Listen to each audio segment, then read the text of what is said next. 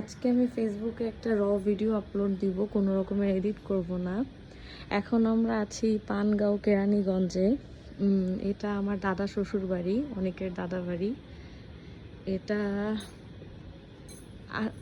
খুবই ভালো লাগার কারণে এই ভিডিওটা করা। ওই যে ওইটা বসুন্ধরা রিভার ভিউ, এই পুরো এরিয়াটা, ওই পাশে পুরাটা, এরপর থেকে আমার দাদা শ্বশুর বাড়ির এরিয়া শুরু।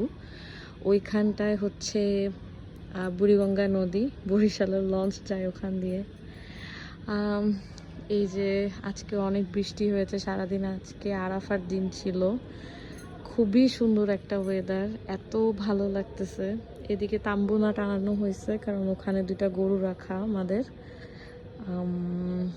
এই তো ওই পাশে আরেকটা ঘর, আমরা এখন দোতলায় আছি। এই দিনগুলো এভাবে ফিরে আসবে কিনা জানি না, কিন্তু খুবই সুন্দর এই মুহূর্তটা।